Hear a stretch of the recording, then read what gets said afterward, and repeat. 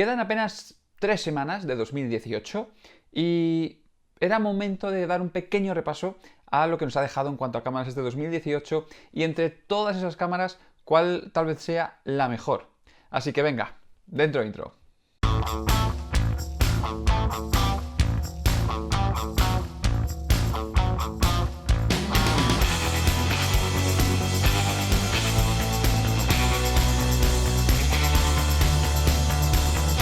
Echando un poco la vista atrás, este 2018 ha sido un año increíble para la fotografía digital y para las cámaras. ¿Por qué digo esto? Porque yo ahora mismo, hoy, me he puesto a pensar y digo, es que este año ha salido tal cámara y tal cámara.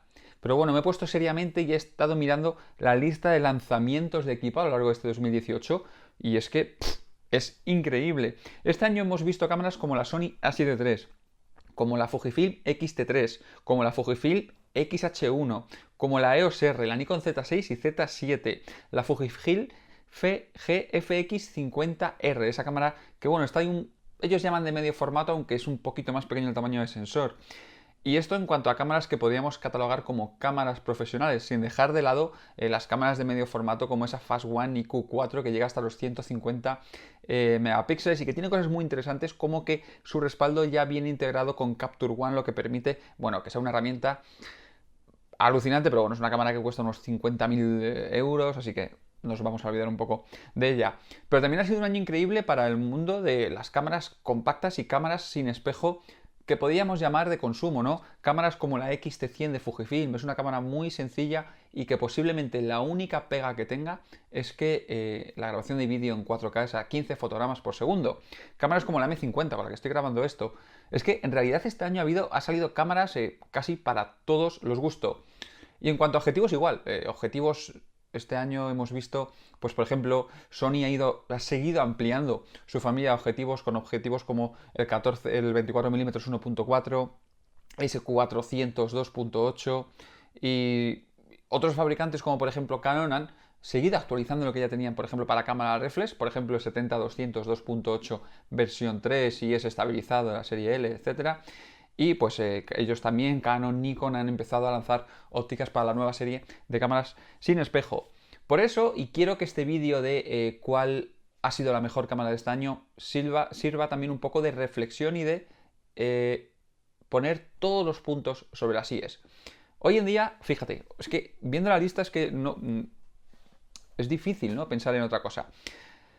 Vamos a partir de que la fotografía, o sea, tener la mejor cámara o la que tú crees o supuestamente es la mejor cámara o vamos a decir la cámara con más prestaciones del mercado, no te va a hacer mejores fotografías. Eso hay que decirlo desde ya. La mejor cámara no te hace las mejores fotos. Te brinda las mejores herramientas o posiblemente las mejores herramientas. Pero sin duda lo que te va a hacer mejores fotos o que tu cámara sea la mejor es cómo la domines, la capacidad que tú tengas para controlar la cámara y que no te suponga la cámara un cuello de botella a la hora de llevar a cabo tu creatividad, porque eso es lo que más importa en fotografía, tu creatividad. Eso no te lo va a dar ninguna cámara, aunque te gastes, pues como esa IQ4 de Fast One, aunque te gastes 50.000 euros en ella. Eso no existe, ¿vale? Así que me gustaría no decir cuál es la mejor cámara de este 2018, sino deciros cuál a lo mejor para ti es la mejor cámara de este 2018. ¿Cuál es la cámara que tú le vas a sacar más partido sin romperte el bolsillo, sin despilfarrar dinero y que te va a venir bien? Vamos a empezar por las cámaras y voy a hablar casi siempre de... Bueno, vamos a empezar por las compactas, ¿vale? En cámaras compactas hay varias cosas muy interesantes. Por ejemplo, Panasonic lanzó este año la LX100 II, la Mark II o 2, que es una cámara que además Leica no rediseña, sí, porque es que tampoco llega a rediseñar, sino que versiona o le cambia, le hace un restyling, por así decirlo, que es la Deluxe 7, que además hace poquitos días ha llegado a tiendas. Y la verdad es que es una cámara compacta increíble esta Panasonic LX100 II. Es una cámara que ronda los 1.000 euros, dirás, es una cámara cara, pero claro, es que es una cámara con unas prestaciones, tiene muy buena óptica y la verdad es que es como tener... o sea, si estás buscando una cámara que dé una muy buena calidad de imagen sin meterte en el lío de estar cambiando objetivos, sin duda es una gran opción. Pero no solamente esta, sino también la Sony RX100 VI. Esta cámara es una cámara compacta, es una cámara que Sony lleva años haciendo, es otra cámara que vale otro dineral, que son cámaras que a priori puedes decir, oye, es que ¿quién compra esta cámara compacta? Bueno, pues aquel que quiere una cámara pequeña, que sea cómoda de llevar, que dé muy buena calidad de imagen, que tenga prácticamente las mismas prestaciones que pueda tener una cámara, por ejemplo, sin espejo, una cámara reflex, con una óptica, no de kit, sino una óptica buena de kit, por ejemplo, con un 24-70, 2.8 o algo así, ¿vale? Quien vaya buscando un poquito calidad y prestaciones. Luego en compactas hay otras dos cámaras que cabríamos destacar este año. Por un lado, la Nikon P1000. No es una buena cámara desde mi punto de vista, ¿vale? A mí me parece una cámara horrible. ¿Por qué? Es una cámara muy grande, es un trasto, pero claro, es que tiene una óptica que llega a 3000 milímetros. Es una auténtica barbaridad. Y por ejemplo, esto me lo dijo una persona que conocí en Fotoquina. Es que claro, hay por ejemplo unos prismáticos tácticos, ¿no? Que cuestan un dineral, ¿no? Y que te permiten pues ver a una distancia muy lejana. Pues a lo mejor esta cámara te ahorras 3.000 euros, ¿no? Al utilizar una cámara, no para hacer fotos, sino simplemente pues como ampliación. Y no quiero decir que no sea una buena cámara de fotos, pero sí que es una cámara con una óptica alucinante y claro, por un precio que es no pues se puede competir contra eso. Es decir, si te compras una reflex con un 3000 milímetros, prepárate porque te va a costar 20 veces la óptica de lo que te va a costar la cámara. Y por último, para esos que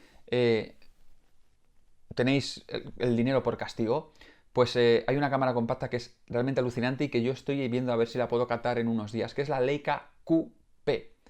La Leica QP es, podríamos decir, es que prácticamente es una Leica M10, pero con una óptica, ya diría el cuerpo, es una óptica fija, además es un sensor full frame, es una cámara compacta con sensor full frame, una cosa muy rara.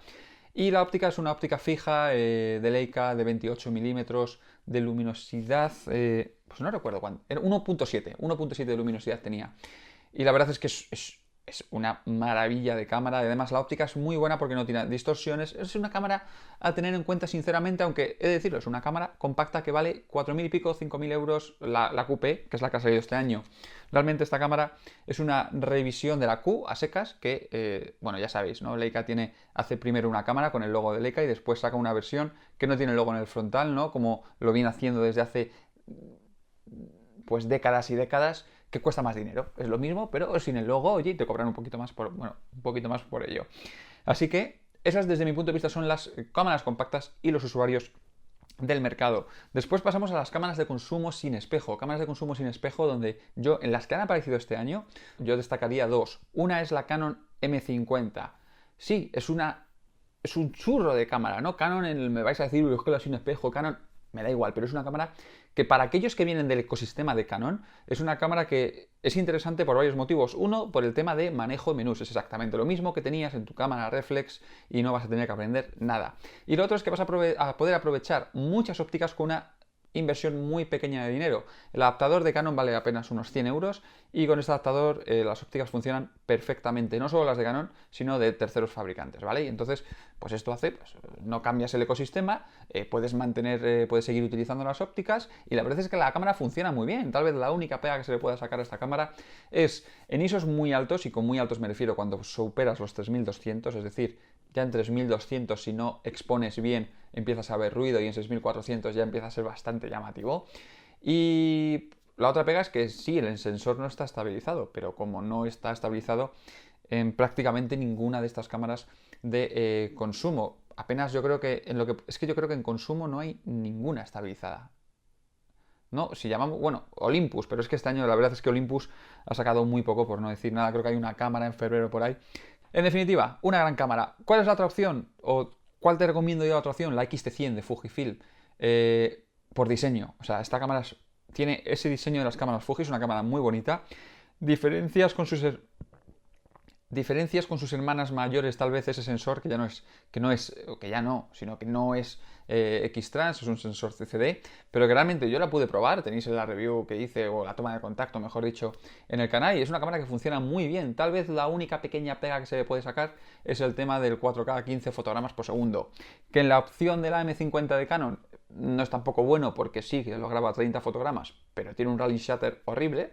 Pero bueno, ahí están estas dos cámaras. Son cámaras que cuestan 600 euros o menos. Y son cámaras que realmente son increíbles. Y tienen algo muy importante que también tiene la Leica que probé el otro día, esa M10. Y es que os pueden parecer cámaras caras o cámaras baratas, cámaras buenas, cámaras malas, cámaras tal, pero lo que consiguen en muchos casos es despertar la inquietud o despertar la inspiración o despertar las ganas de tomar fotografías del que las va a tomar. Y hay muchas veces que cuando tienes una cámara reflex grande dices, no quiero llevarme este trasto a la calle o no quiero estar toda la tarde cargando con ella, pues te da pereza. Pero cuando la puedes meter en un bolso muy pequeño, es que la M50 le pones la tapa y casi la puedes meter en un bolsillo, como la mayoría de cámaras Olympus.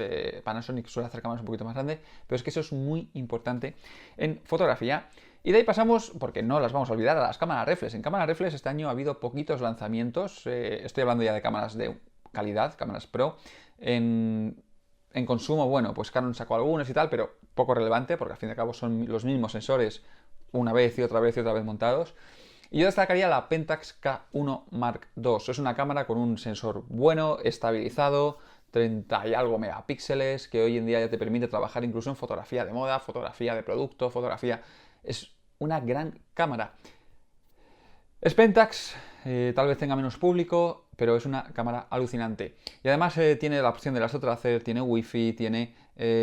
o sea, la selección de puntos de enfoque también tiene muchos puntos de enfoque, en general es muy buena cámara, ostras. Tiene la pega de que es un poquito grande, porque además a Pentax no le gusta hacer cámaras tampoco pequeñas, ¿no? Es un poco esa filosofía Sigma. Y ahí volvíamos, y ahora volvemos a las cámaras sin espejo, a las que podríamos llamar profesionales, ¿vale? Ahí, como te decía, Sony A7 III, Fujifilm X-T3, Fujifilm X-H1, EOS R, Z6 de Nikon, Z7 de Nikon y GFX 50R de Fujifilm. ¿Cuál de todas estas es la mejor cámara? Bueno, podríamos decir que la cámara de todas estas que más prestaciones o que más fina, podríamos decir, entre comillas, está hecha es la Sony A7 III, porque es la cámara con más experiencia. Tened en cuenta que Fujifilm también tiene mucha experiencia, pero bueno, es por separarlas un poco de las 7x6 full frame. Pues bueno, posiblemente sea la cámara en la que todos se quieren mirar hoy en día, ¿vale? Porque es cierto que ya no creo que solo sea, o no creo que sea tanto por calidad de cámara, sino que también hay mucho ruido detrás de Sony, ¿eh? Eso tampoco hay que descartarlo. Y me parece, pues bueno, es una gran cámara, por qué no decirlo, 24 megapíxeles, aunque Sony tiene en el mercado algunas otras que no han salido este año con más resolución. Pero bueno, es una cámara interesante. Si llegas de nuevas a una cámara sin espejo y no tienes herencias, y no tienes nada en la cabeza que quieras hacerlo de una manera, oye, es una gran cámara. Fujifilm X-T3, vale, aquí es el gran debate de una APS-C no vale para trabajar. Error, ¿vale? Es un caso error. Hace años las cámaras APS-C tenían unas limitaciones en sensibilidades altas que eran obvias. Pero hoy en día todo esto ya se ha mejorado, o sea, es increíble cómo han avanzado los sensores APS-C. Y la X-T3 es una cámara increíble para trabajar. Todavía no he podido probarla, pero viendo muestras de imágenes, viendo el catálogo de ópticas que tiene Fujifilm, no tengo la menor duda. Así que si buscas una cámara con un aspecto más retro, menos, a lo mejor, no tecnológica, ¿no? Menos techy, podríamos decir, ¿no? La Sony es muy, pues como muchos criticasteis, ¿no? En el otro vídeo que hice sobre si me cambiaba o no a Sony, es muy, pues en esa línea de PlayStation, ¿no? Que es como muy todo lo que rodea, ¿no? A la tecnología, y eso a Sony le gusta mucho. Fujifilm es otra cosa, ¿no? Esas emulaciones de películas directamente en los menús, ese aspecto retro de la cámara. Y todo esto lo han dotado además de unas prestaciones en grabación de vídeo muy buenas, aunque lamentablemente no tiene el sensor estabilizado. Así que si buscas una cámara retro con un sensor estabilizado y no necesitas que sea una cámara full frame, pues tienes la Fujifilm X-H1, una cámara que sin duda Fuji dirigió mucho a la grabación de vídeo. Es cierto, tiene la pega de la batería no tiene una gran autonomía y esto creo que le ha perjudicado mucho a la cámara, pero es la primera cámara de Fujifilm con ese sensor estabilizado, algo que no han continuado en la X-T3 y que muchos pensaron, ¿por qué narices simplemente están diferenciando gamas? Por un lado las fotos y por otro lado el vídeo. ¿Que ayuda mucho en la toma de fotografías tener el sensor estabilizado? Bueno, sí, pero Fujifilm toma esa decisión y hay que respetarla. Ahora vienen los dos monstruos que han estado durmiendo en los últimos años, que son Canon y Nikon. Vale, aquí ¿me debería comprar una EOS R hoy en día? ¿Me debería comprar una Z6 o una Z7? Bueno, creo que estas cámaras son ideales para los usuarios que vengan con herencias de estas fábricas y que no quieran cambiar equipo ni calentarse mucho la cabeza. Por ejemplo, esto es algo que a mí personalmente me ocurre. O sea, yo normalmente estoy bastante liado y sinceramente no me apetece dedicarle el tiempo de meterme, ver cómo trabaja otra marca con el color, tema de menús, hacerme a ella. Porque sinceramente trabajo muy rápido y muy cómodo con la marca que trabajo hoy en día. Lo tengo todo a mano, sé en qué botón está cada cosa. Y sí, son tonterías que te puedes adaptar a una nueva marca enseguida, pero es que ahí vuelvo un poco a lo que os contaba antes, ¿no? Del tema de que la mejor cámara no te va a dar, no te va a regalar la creatividad, no te va a hacer buenas fotos por ser la mejor cámara. Te va a brindar posibilidades de llegar a ISOs más altos, te va a brindar posibilidades como tener a lo mejor más megapíxeles para hacer esa foto. Pero si no son cosas que necesitas en tu día a día, realmente a lo mejor es que ni te hacen falta. Y oye, pues yo personalmente hay cosas que me gustan, que son mis menús y que no me los toquen. Así que EOS R 30 megapíxeles, una cámara que para los que vengan de Canon y quieran una cámara sin espejo de unas buenas prestaciones no es mala opción. Sí, cosas criticables como esa ranura de tarjetas únicamente, etcétera. Eso vais a encontrar 20.000 cosas ya en internet. Y Z6 y Z7, Nikon ha completado un poco más la familia, ha sacado su A7 III con esa Z6 de 24 megapíxeles, una cámara de resolución más comedida y un poquito inferior en precio, que puede ser perfecta para todos los que queréis evolucionar, pues una cámara sin espejo de Nikon, que además Nikon también tiene esa opción de adaptadores, igual que Canon, que funciona muy bien y vais a poder mantener todas vuestras ópticas. Y Nikon también pues, ha ofrecido esa posibilidad de la Z7 como sustituta a lo mejor a las D850, y no es realmente sustituta, sino que es para aquellos usuarios que quieren una cámara con más resolución porque se dediquen a un tipo de fotografía como por ejemplo moda, producto y tal, pues ahí tienen esa opción. Así que estas son las cámaras que han salido durante este 2018, sin duda increíbles todas, y yo no me atrevería a decir que hay una mejor o peor cámara. Sí me atrevería a decir que para ti hay una que es mejor y hay otra que a lo mejor no es tan buena. Pero bueno, así son las cosas, así son los mainstream, es lo que vende, ¿no? Decir, esta cámara es la mejor de este año por bla, bla, bla, bla, bla, y campaña de publicidad atrás. Pero ciertamente no. La mejor cámara es la que te puedes permitir, la que te hace sentir cómodo, la que, gracias a cómo es, sus menús, su forma, su tal, hace que estés cómodo con ella, que no te dé pereza sacarla a la calle, hacer fotografías con ella y que tú al final conozcas bien a tu cámara, y eso te va a hacer que trabajes muy bien con ella y que sepas hasta dónde puedes llegar. Si yo sé que mi cámara no puede pasar de 3200 ISO, me voy a buscar la vida, no voy a ampliar mi creatividad y voy a buscar cómo utilizar el flash, voy a probar cosas nuevas, voy a, oye, pues en vez de aquí voy a hacer la foto en este hueco de aquí, ¿no? Sin tener que a lo mejor decir, bueno, si no, hay problema, yo mi cámara, si esto es para, subo el ISO y ya está, ¿no? Pero bueno, espero que os haya gustado. Ya sabes que si te ha gustado puedes dejar un like justo aquí abajo, comentar cuál es para ti la mejor cámara de este 2018 sin duda y por qué motivos lo es, o por qué motivos ninguna de estas es la mejor cámara para ti de este 2018. Nos vemos en el próximo. Hasta la vista. Ah, y no olvides suscribirte, que es gratis. Adiós.